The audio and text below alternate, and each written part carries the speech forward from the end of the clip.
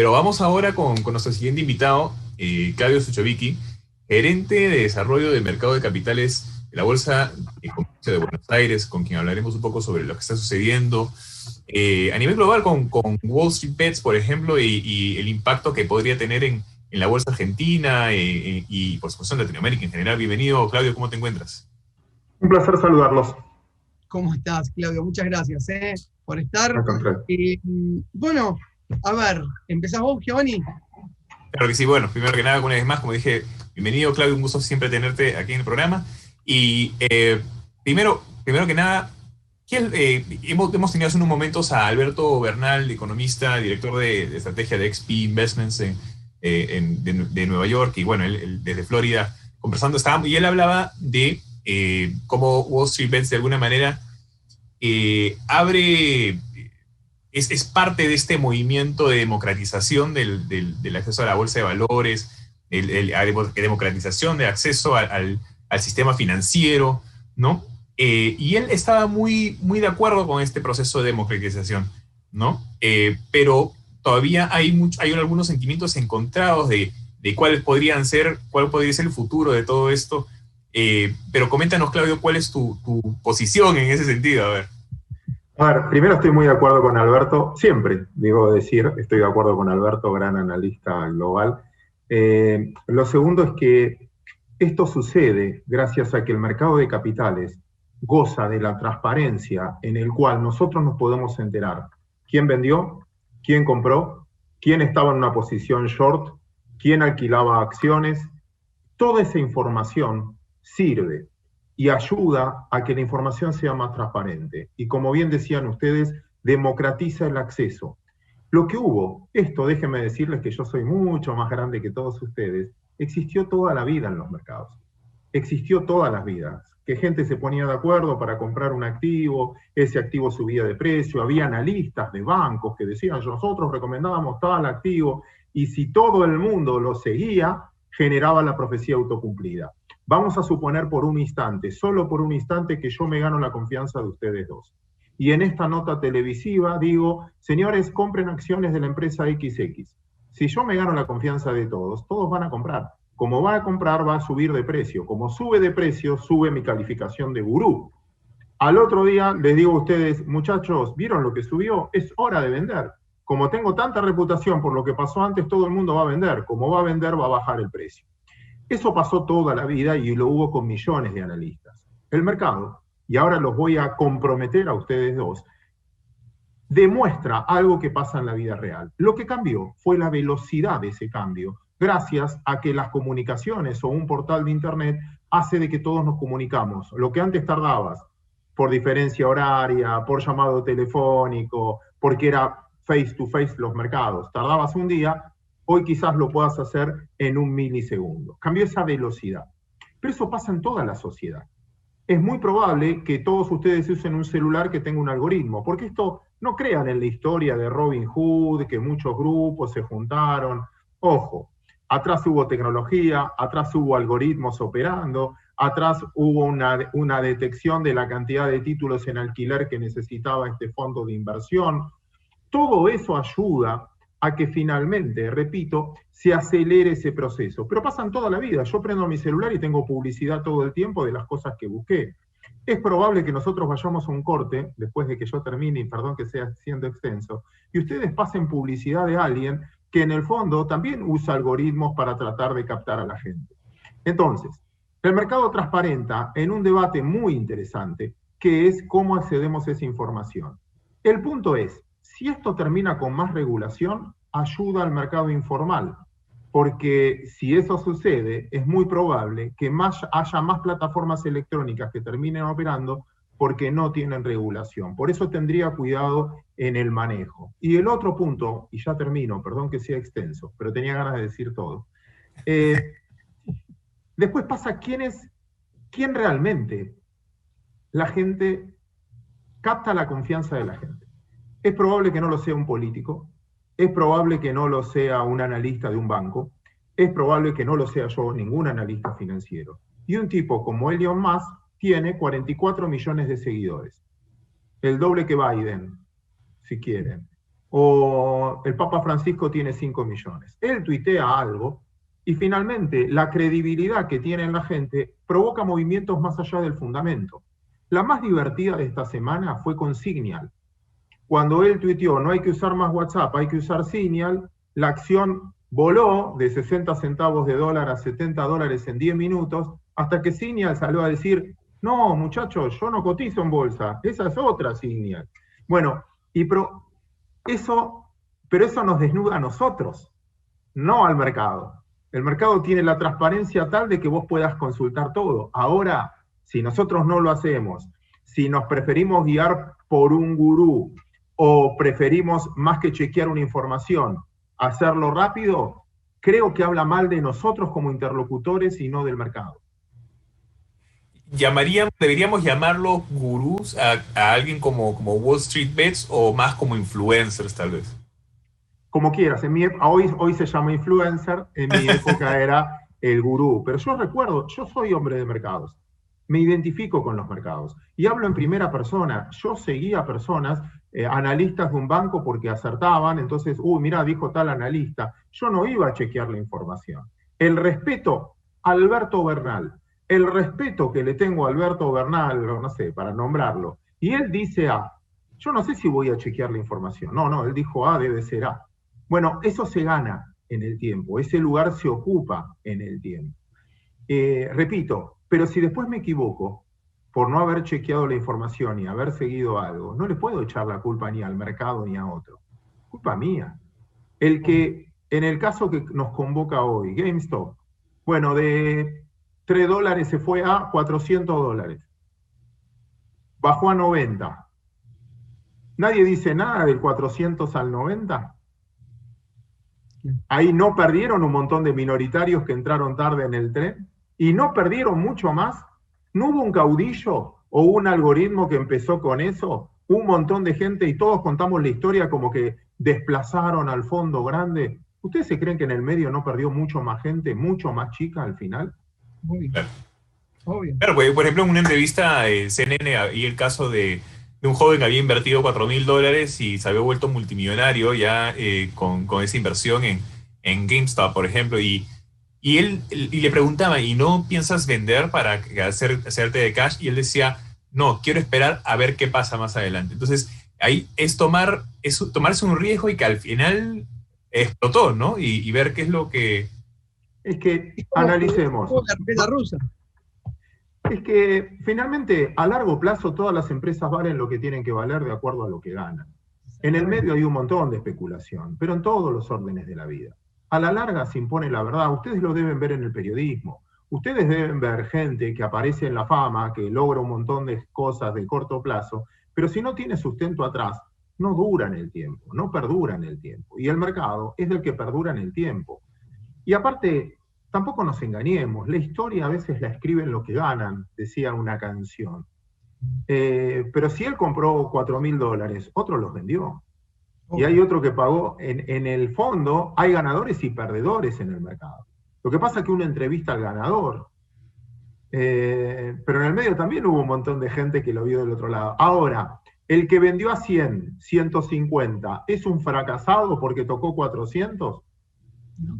¿O después es un ídolo porque valía? A largo plazo nos vamos a enterar quién realmente hizo un buen negocio. En el medio de todo. Claro. Alberto, por ejemplo, estaba muy en contra de que se vaya a dar regulaciones para prevenir, que vaya a haber control de los precios en estos casos, precisamente, ¿no? Pero hay una probabilidad de que se vaya a dar cierto nivel de regulación de entidades americanas. ¿Esto podría impactar también en las bolsas latinoamericanas? Es distinto por el volumen y es distinto por la cantidad de algoritmos que operan. Pero déjame decirte algo, si todo esto pasó, es porque el mercado estaba regulado. ¿Qué significa? No cualquiera puede ir short selling de una operación, no cualquiera puede vender en descubierto. La regulación dice que antes los tiene que alquilar. Y si es un fondo común de inversión, tiene un reglamento de gestión y tuvo que recomprar para cumplir su reglamento de gestión. Al contrario, porque estaba regulado, tuvo que actuar como actuó. En el mercado local, vos no podés, en Argentina, por ejemplo, y en toda Latinoamérica, porque conozco la reglamentación, ustedes no pueden vender descubierto lo que no tienen, lo tienen que alquilar. Y no puede representar una voluntad social que pueda cambiar el paquete accionario. O sea, yo no puedo vender el 5% de una compañía que cambia el paquete de accionarios y puede cambiar los dueños porque yo lo hice. Entonces, hay una regulación, hay una reglamentación. Y yo creo al revés, que esto sucedió porque el fondo tuvo que cumplir una reglamentación, porque tuvo que salir a recomprar, y en el fondo un montón de usuarios sin regulación, porque se regula a los grandes, no se regula tanto a los chicos, no. Ahora, segundo, yo quiero ver en el tiempo, porque un broker, si yo soy broker, y Giovanni o Lionel, ustedes me dan una orden a mí, yo tengo que conocer al cliente y tengo que saber la limitación. Y ustedes me tienen que decir el perfil de riesgo que tienen. Es probable que Lionel me diga, porque te conozco, mira, Claudio, a mí no me gusta mucho el riesgo.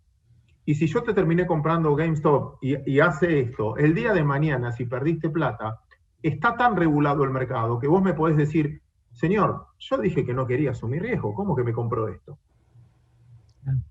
Entonces, ojo, porque el mercado está regulado. A veces, en desigualdad de condiciones con otros mercados, que no hay regulación. De otros activos muy famosos últimamente, que no hay tanta regulación. Entonces, generalmente lo que terminamos castigando es el que es transparente.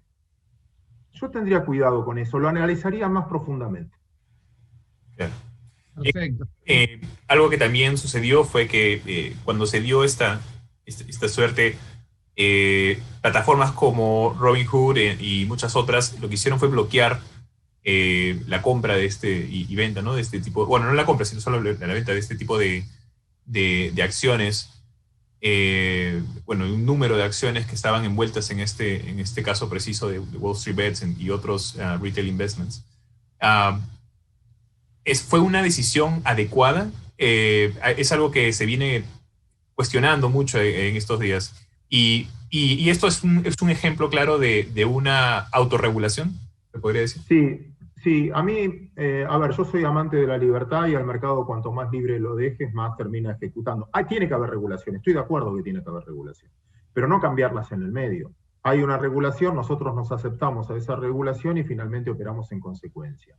Yo no conozco para opinar el dato particular de una plataforma que haya suspendido o no, si lo puede hacer o no lo puede hacer, o le está cambiando la condición a alguien que cuando programó y planificó una inversión no estaba prohibida y le cambiaste las reglas del juego en la mitad.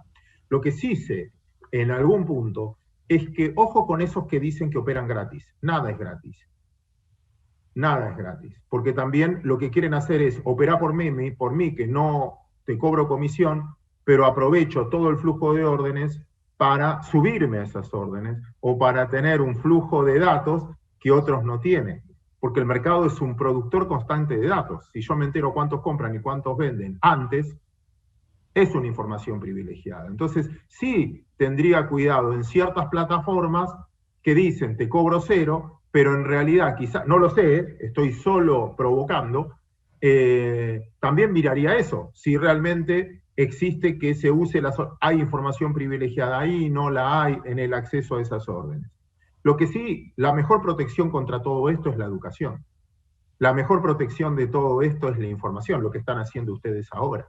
Para que la gente sepa, es hermoso el mercado de capitales, realmente hay una volatilidad grande en la cual uno puede ganar, pero uno puede perder. Uno puede perder mucho. Y si la ganancia es muy grande, sospechá. Y después no te quejes si perdés, porque no existe en un mundo de tasa cero que alguien pueda duplicar la plata en una semana. Algo raro hay. Claudio, te saco un poquito de toda esta burbuja, de todo esto que sucedió la semana pasada, y bueno, que se terminó de explotar y te llevo un poquito, acá lo que es Latinoamérica. ¿Cómo estás viendo la economía argentina? O sea, ahora, 2021, tu perspectiva, ¿qué pensás que hoy, de hecho, Argentina, hoy o ayer creo, pagó la primera cuota de deuda, una de las primeras cuotas de deuda del 7 del FMI, más allá de que está en acuerdo, está negociando, y qué pensás que nos depara el futuro en Argentina y en América Latina, porque abríamos el programa, ya el programa anterior estuvimos charlando un poquito, de cómo Perú, por datos de la CEPAL, va a ser uno de los principales países de América Latina, que va a crecer un 9% prácticamente, y Argentina va a estar entre 4,5%. Igualmente, recién lo decía Alberto Bernal, es que si vos decrecés mucho en un año, después obviamente creces al otro. Pero bueno, quería saber tu opinión, Claudio. Tal cual. Todo lo que compares va a ser crecimiento en todos los países del mundo, porque recordá que vamos a comparar no enero y febrero, pero sí marzo, abril, mayo, con economías completamente cerradas y con un miedo enorme. Con lo cual, de vender 0 paso a vender 1, aunque hace 2 años vendía 3, dupliqué las ventas con respecto al mes pasado. Con lo cual vamos a ver rebotes económicos. En Argentina lo mismo, vamos a tener algún rebote económico, pero rebote en los números, pero no crecimiento, no desarrollo.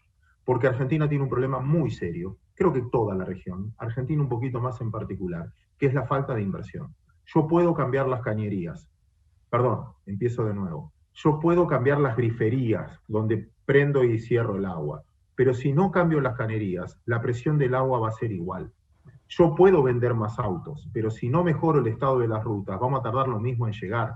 Yo puedo producir más soja, pero si los camiones no llegan al puerto, porque no hay rutas o porque el puerto está trabado, vamos a exportar lo mismo que al año pasado de acuerdo a nuestra infraestructura. La Argentina no invirtió en infraestructura en los últimos años y somos muy débiles en eso. El crecimiento tiene techo. Segundo, es un año electoral. Hay cosas que no sé, la mayoría de las cosas no sé, pero algunas cosas vamos a centrarnos en lo que no va a pasar. O sea, yo siempre digo, yo no sé lo que va a pasar, pero sé lo que no va a pasar. Vamos a lo que no va a pasar. 1. No vamos a bajar la inflación va a ser más alta. ¿Por qué? Porque Argentina tiene un déficit fiscal enorme, lo va a seguir teniendo, no tiene camino, no tiene quien le financie ese déficit, otros países latinoamericanos sí, Argentina no tiene ese crédito, con lo cual va a tener o que bajar gastos o subir impuestos. Es un año electoral. En un año electoral no van a bajar el gasto, y en un año electoral la suba de impuestos no tiene sentido porque recaudan menos. Dicho esto, para financiar el déficit no les queda otra que emitir. Va a haber más pesos en la calle, sentido común, más pesos en la calle, con menos producción. Por lo tanto, desde ese punto de vista va a ser mucho más inflacionario que el año pasado. Además, ya no estamos en pandemia, en cuarentena, ya se produce algo más. Además, empezaron a reactivarse algunos sectores que antes estaban frenados, con lo cual van a subir los precios, colegio de los chicos, cine, espectáculos, etc. Por lo tanto, la inflación va a ser mucho mayor. No caos, pero mediocridad en una inflación más alta. Lo mismo te puedo decir con el tipo de cambio. Simple, si tengo que poner regulaciones o límites al que importa, al importador, si tengo que poner límites al que compra dólar ahorro, está claro que si tengo que empujar un auto, es que solo no anda. Está claro que si tengo que poner tantas limitaciones, este no es el precio, si no, no pondría tantas limitaciones. Dicho esto, y resumiendo, vamos a tener una economía muy mediocre, rebotando algo, pero no va a alcanzar ese rebote para mejorar la calidad de vida de los argentinos.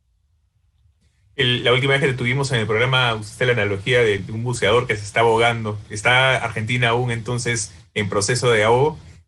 A ver, el contexto te ayudó bastante. Es como que te estás ahogando, pero haces pie. Porque en el fondo no es tan profundo. En el hecho de corto plazo, Brasil tiene síntomas de crecimiento mucho más rápido, es nuestro principal socio comercial. China va a crecer en el 2021 más del 7%, más del 6,5%. Eso, y se revaloriza su moneda. Con menos dólares, como se valoriza el yuan, con menos dólares compran más materia prima. Por lo tanto, ese contexto te ayuda, te dieron un salvavidas. El mundo te dio un salvavidas. Ahora, salís y te tienen que hacer respiración boca a boca, masajes. No es cómoda, no quedás sano. Sí, y además, el otro día escribías un tuit, Claudio, que decías que Slack se vendió por 27.700 millones de dólares o algo así, que si juntabas a todas las empresas argentinas, prácticamente no llegaban ni a valer a eso. O sea, la verdad que bueno, también eso creo que habla un poco de la desconfianza que se tiene aquí en inversión en Argentina. Y también hoy dimos una noticia que salió publicado que Perú es uno de los países que más confianza va a tener en la región para invertir. Y es raro también, porque en Perú también va a haber elecciones en este año. O sea, es como paradójico, ¿no? O sea, estamos prácticamente a pocos kilómetros de distancia y bueno, o sea, como un país prácticamente... Y la situación de la pandemia tampoco no está muy bien en el Perú, ¿no? Acaban de... por unos 15 días. Vos sabés que el otro día... Perdón que sea autorreferencial, yo publicaba una nota que decía, ya no me preocupa que los precios sean baratos, como decías, o que valgan poco, sino que no haya comprador a pesar de eso. Yo siempre me pongo de ejemplo, y perdón la autorreferencia, yo escribí un libro una vez que nadie compraba, y por más que bajaba el precio, nadie lo compraba. Y yo pensé que era la crisis, pero no era la crisis, era el producto que nadie lo quería, porque en el fondo, por más que baje, bueno, y eso es lo que siento de nosotros como país también. Por más que baje el precio y los precios sean muy baratos, no veo dinamismo. ¿Por qué? Primero, pagamos caro nuestras irresponsabilidades. Si yo saco, todos los países de Latinoamérica tienen problemas políticos. Todos tuvieron baja popularidad de sus presidentes, elecciones conflictivas. Revisen Chile, Brasil, Perú, Bolivia. Todos tienen problemas políticos. Estados Unidos. Todos tienen problemas políticos. Todos tuvieron en Latinoamérica problemas de corrupción. Todos tuvieron en Latinoamérica problemas sociales con la cuarentena, con unas cuarentenas difícilmente de manejar porque en los países desarrollados se los asistía con plata. La poca infraestructura que tenemos en Latinoamérica, era imposible practicar una cuarentena porque no tenías cómo ejercerla por la alta economía informal. Nosotros no podíamos comportarnos como los países desarrollados, y lo vimos en las calles, en Perú, en casi todos los países latinoamericanos. ¿Cuál es la diferencia con Argentina? Factor común. Nosotros no honramos nuestros compromisos. Entonces, todos los países latinoamericanos consiguieron, Perú, Uruguay, Paraguay, Bolivia, Chile, consiguieron el crédito para pasar esta época. Argentina no lo consiguió por haber defaulteado. Siempre, tarde o temprano, honrar tus compromisos es un buen negocio. Y esa es la diferencia que tuvo Argentina con el resto de Latinoamérica. Como siempre, tan claro, Claudio, te agradecemos muchísimo la participación en el programa. Esperemos que, bueno, nada, podamos tenerte siempre, contar con vos, porque la verdad sos muy claro y está bueno los ejemplos que das, muy, muy al llano, o sea. Así que bueno, te agradecemos muchísimo. No sé, Giovanni, si tenés alguna otra pregunta. Así es, Claudio. No, muchas gracias una vez más y espero que tengamos una vez más en el programa muy pronto. Un placer, gracias por la invitación. Muchas Hasta gracias. la próxima.